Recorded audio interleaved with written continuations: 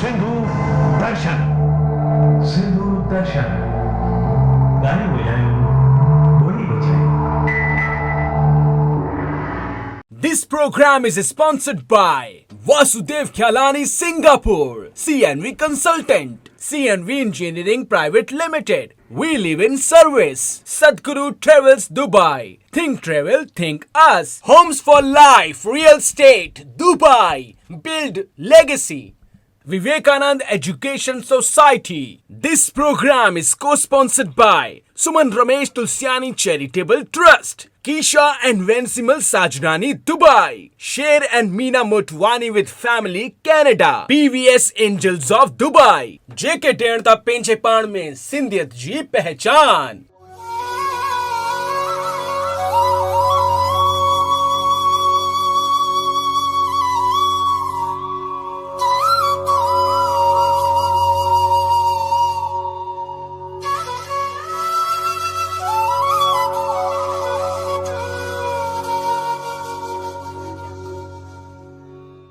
सिंधु तीर एक भूदर सुंदर, कौतुक कूदी चढ़ेऊ त ऊपर, बार बार रघुबीर संभारी, तर के पवन तनय बल भारी।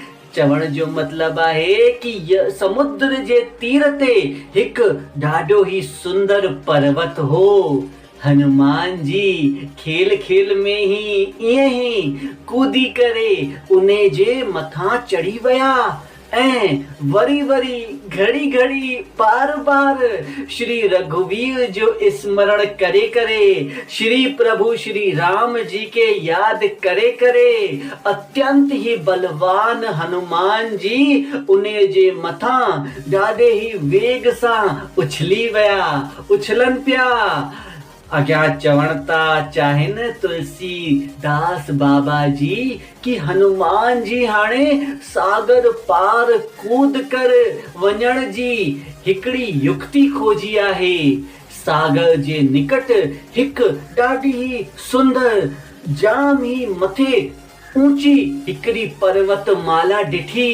उन्हें जी मजबूती जांचण जे लाइ हनुमान जी कूदी करे उन्हें जे मथा चढ़ी विया ऐं उछली उछली करे ही जाचण लगा कि हनुमान जी उन्हें जे मथा कूदी कूदी करे ही जाचण लगा कि केतरे मजबूत आहे ही। ऐं जीअं ही हनुमान जी कूदन पिया, उछलन पिया, उन्हनि जे वेग सां, उन्हनि जी शक्ति सां चओ त सजी धरती ही हिली वई।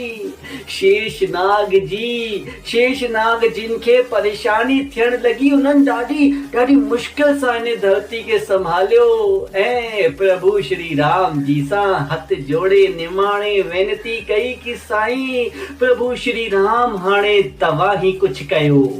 त प्रभु श्री राम जी मुस्की करे मुस्कुराए करे अंतर आत्मा सां हनुमान जी के याद पिया कन ऐं सोचन पिया कि हनुमान जी जे वेग सां, हनुमान जी जे उत्साह सां, हनुमान जी जे जोश सां अगर इहा धरती हेठ हली वई, पाताल लोक में हली वई त पोए हनुमान जी जे प्रताप सां अगर ही धरती रसातल में हली वई, पाताल लोक में चली गई त पोए उन्हें के साईं राम जिन खे वराह रूप वर्ती करे, वराह रूप में अवतरित थी करे पहिरीं इन धरा के, इन धरती के मथे खणी अचणो पवंदो।